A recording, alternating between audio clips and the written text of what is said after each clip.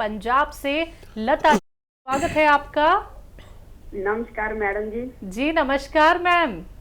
हाँ जी नमस्कार। नमस्कार वीर जी। स्वागत है लता जी का, बहुत बहुत हाँ स्वागत। हाँ जी, बहुत दिन हो गए, कॉल मिली नहीं, काफी दिन हो गए ट्राई कर रही थी पर लेकिन मिली नहीं, बड़ा दुख होता था। कल भी आज मतलब मुश्किल से मैं क्या पहले ही बैठ जाऊँ, मैं कॉल लगा के छोड़नी है तो पहले ही लग गई। जी और बताइए। भाई साहब ठीक हो? मैं ठीक हूँ, आप बताइए, सब खैरियत है घर में? हाँ जी, शैलजा बहन ठीक है? जी हम ठीक हैं, आप कैसी हैं? हाँ थैंक हाँ ठीक है बहन, आपको देख कर तो बहुत अच्छे हो जाते हैं हम। हाँ जी भाई साहब, ये सवाल पूछना चाहती हूँ मैं, जो अपन लहसुन वाला नुस्खा बनाते हैं, लहसुन अदरक, इसमें आप हम 2 हिस्से जैतून का सिरका डाल सकते हैं नींबू की बजाय? बहुत ही अच्छा सवाल किया है, बहुत मज़ा आ गया मुझे। वाकई आपने बहुत हक अदा कर दिया मेरी बहन होने का। बहुत ही अच्छा सवाल किया, वाकई आप डाल सकते हैं 2 हिस्से उसका। दरअसल मैं इसलिए नहीं बताता कि फिर लोग कंफ्यूज हो जाएंगे। ये बात मैंने महसूस की थी, लेकिन आज आपके होठों ने ये बात बोल दी। आप ज़रूर डाल सकते हैं। और कोई सवाल हो तो बताइए। हाँ भाई, एक मैं ये पूछना चाहती हूँ, कल एक लेडी ने पूछा था कि मेरी एक जाड़ में दांत में गर्म लगता है और एक जाड़ में ठंडा लगता है। आपने बताया था कि भी नस दब जाती है, वो कोई और होती है, नस जो कोई और होती है। उसने यही सवाल किया था कि एक में ठंडा लगता है और एक में गर्म। आपको याद है? हकीम साहब हाँ, दाढ़ में नहीं था वो, मेरे ख्याल से टांग में था। जैसे दाढ़ में अगर कभी भी एहसास होता है ये, तो वो ठंडा भी लगता है, गर्म भी लगता है, लेकिन वो मुझे याद आ गया, वो टांग में था। उसकी दोनों तरफ की नसें दबी हुई थी उनकी, और ये होता है। दरअसल इसकी ना 4-5 कैफियत हैं। जो नर्व हमारे कमर में दब जाती है, तो उसकी 4 या 5 कैफियत होती हैं। देखिए, एक तो जलन होती है, एक सुन्न होता है, सुन्न में ठंडा भी लगता है। नस बहुत बुरी तरह दबी हो तो या तो ठंडा सा लगेगी बॉडी उस तरफ की, या सुन्न लगेगी। ये 2 कैफियत। एक खिंचाव होता है, दर्द होता है, और जलन। जलन तो वही गर्म हो गया। तो कुछ इस प्रकार से उनकी नसें कमर में डिस्क में दबी हुई थी कि वो एक बुरी तरह दबी हुई थी और एक कुछ कम दबी हुई थी, लेकिन दबी भी दोनों काफ़ी थी। और ये नुस्खा उनको दे सकते हैं, ऐसे मरीज़ को, कौन स्याह वाला। और काफ़ी वक्त लगता है, ऐसे मरीज़ को 1 साल भी लग जाता है। और बहुत एहतियात, और वो सब एहतियात जो मैं बताता हूँ, वेस्टर्न टॉयलेट और वज़न ना उठाना, और दुपट्टा जो लपेट के कमर के नीचे बताता हूँ, वो सब करने से, लेकिन टाइम बहुत लगता है, इसका भी ठीक होना मुमकिन है। अक्सर लोग ऑपरेशन भी करा लेते हैं, ऑपरेशन के बाद भी परेशानी रहती है, तो फिर दवा खाएंगे तो और ज़्यादा तेज़ी से फ़ायदा मुमकिन है। जी बहुत बहुत शुक्रिया लता जी हमारे साथ जुड़े रहने के लिए। मैम अगले कॉलर हैं हरियाणा से संतोष जी, स्वागत है आपका। मैम लाइन पे हैं? चलिए, शायद आपसे संपर्क हमारा टूट गया है, फिर से आप संपर्क साधने का प्रयास कीजिएगा। कार्यक्रम में कॉल नहीं लग पाती है तो हेल्पलाइन नंबर पे आप कांटेक्ट कर सकती हैं। हकीम साहब, लता जी के ज़रिए एक और नुस्खा हमें पता चल गया है कि अगर हम लहसुन अदरक का रस निकालते हैं तो हम उसमें नींबू का रस भी छोड़ सकते हैं और जैतून का सिरके का इस्तेमाल कर सकते हैं। और देखिए, मेरे जो व्यूवर्स हैं ना, चाहे वो लता जी हों या सुधा जी हों या जी कावेरी जी हों, ये सब पढ़े लिखे और समझदार हैं। बिल्कुल। और मुझे इतना अच्छा लगता है कि ये लोग इतनी डीप सोच रखते हैं। मतलब एक तरह से मेरा ही रूप है जी कि जैसे मैं सोचता हूँ दवाओं के बारे में, मेरे दिमाग में कुछ और होती नहीं। मेरी बीवी भी आती है कि मेरे कमरे में, तो कहती है कि अब मैं आती हूँ तो आप इसमें ही लगे रहते हो, दवाइयों में लगे रहते हो। कभी कभी तो उसकी आंखों में आंसू भी आ जाता है। कल आ गया था। तो मैं बस दवाइयों में पैदा हुआ, दवाइयों से खेला और दवाइयों में ही शायद मेरी मौत होगी। तो मैं तरह तरह से सोचता हूँ, और जो मैं सोचता हूँ मेरे व्यूवर्स वही सोचते हैं। ऐसा कैसे हो गया? क्या दुनिया के सबसे बेहतरीन लोग मेरे साथ जुड़ गए जो मेरी तरह सोचते हैं? पता नहीं, कुछ समझ में नहीं आता। और लेकिन ये बात है खुशी की, जब किसी के व्यूवर्स उसकी तरह सोचने लगे तो समझ लीजिए उस शख्स को कामयाबी मिलनी शुरू हो गई। और मैं बहुत धन्य हूँ कि दुनिया के सबसे बेहतरीन लोग मेरे साथ जुड़े हुए हैं। बिल्कुल। अगले कॉलर हैं इंदौर से कर्नल वर्मा जी, स्वागत है आपका। नमस्कार। नमस्कार सर। आदाब हकीम साहब। आदाब, जय हिंद, स्वागत। कैसे हैं आप लोग दोनों? हम ठीक हैं। मैं तो अपनी बताऊंगा भाई, इनकी इनसे पूछ लीजिए। मेरे लिए तो दोनों ही बराबर हैं। चलिए, मैं तो ठीक हूँ, आप बताइए कैसे हैं? बस मेरी सब सुकून से, खैरियत से, अल्हम्दुलिल्लाह। आप लोगों की सबकी आपके साथ जुड़ रहा है, फिर क्या है? जी। तो मैं एक सबसे सवाल तो बाद में करूँगा, मैं सबसे पहले तो एक बात बोलूँगा कि आप बोलते हैं कि मुझे 30 साल हो गए साहब। मगर जो गुजरे हुए 27 साल के अंदर जितने आपके साथ में लोग नहीं जुड़े होंगे, जो 3 साल में लोग जुड़े हैं, और आप रिटायर की घोषणा अभी करना चाहते हैं आप, तो 30 साल 27 साल एक तरफ रख दो आप, और 3 साल एक तरफ रख दो आपके। महीने महीने वसल के घड़ियों की सूरत उड़ते जाते हैं। वसल माने मिलना भी है और मरना भी है। वसल विसाल माने मिलना भी है और मरना भी है। वो शेर कहा था गालिब ने, महीने वसल के घड़ियों की सूरत उड़ते जाते हैं, मगर लम्हे जुदाई के कटा करते हैं बरसों में। तो वही हाल हो रहा है। माफ़ कीजिएगा, आप सवाल फरमाइए। सवाल तो मैं जैसे कि उन्नाव और सफिस्तान वाला एक नुस्खा होता है, मोट और अलसी और कलौंजी वाला नुस्खा होता है, और 6 अशिया। मतलब मैं ये पूछना चाहता हूँ कि तेरा सवाल तो ये कि हर नुस्खे के साथ में अगर जैतून का नमक यूज किया जाए तो उससे कोई नुकसान तो नहीं होंगे, पहला। और दूसरा ये पूछना चाहता था कि ये जो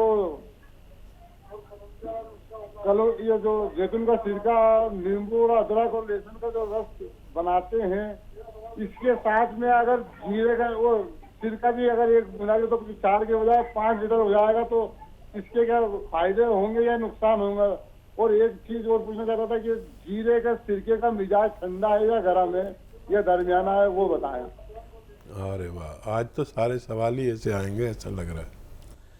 आज ऐसा लग रहा है सारे सवाल ऐसे ही आएंगे जो सवाल अभी तक नहीं हुए हैं। अच्छा, जीरे के सिरके का मिजाज मुतदिल है, ना गर्म है ना ठंडा है, दरमियानी है। ये भी अच्छा सवाल कर लिया आपने ताकि लोगों तक पहुंच सके। वैसे सिरके का मिजाज ठंडा होता है क्योंकि ये जीरे का है, इसलिए इसका ठंडा और गर्म मिलके मुतदिल बनता है, यानी दरमियानी, ना गर्म ना ठंडा। तो किसी भी मिजाज के लोग इसे ले सकते हैं। दूसरा सवाल कि आपने कहा कि ये जो नुस्खे जात मैं बताता हूँ, अगर उन सब में नमक ज़ैतून इस्तेमाल कर लिया जाए तो कैसा रहे? बहुत अच्छा सोचा आपने।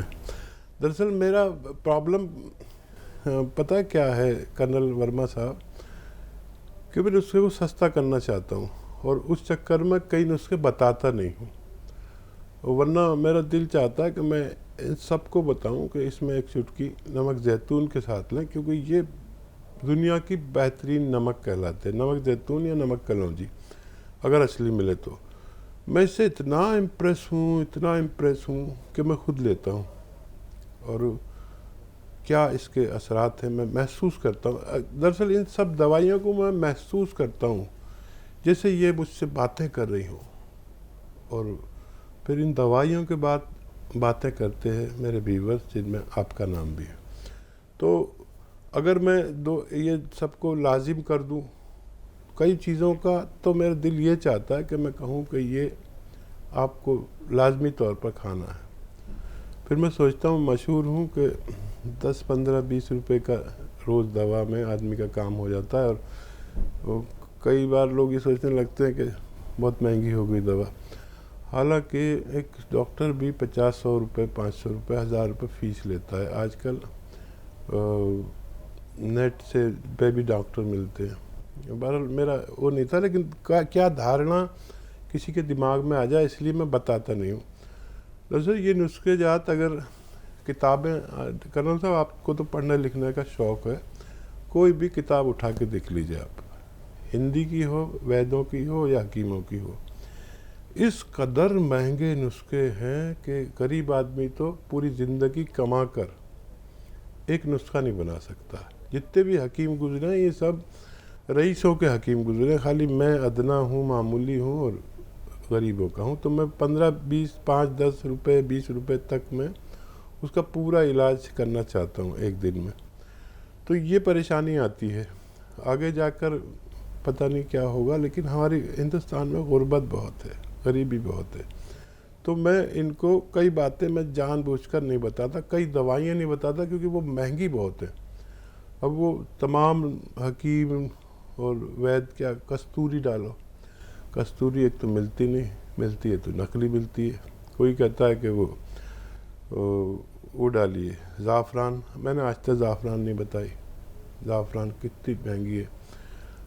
यानी ज़ाफ़रान को क्या कहते हैं हिंदी में, वो केसर, अच्छा ये तो सस्ती है। फिर और मुश्क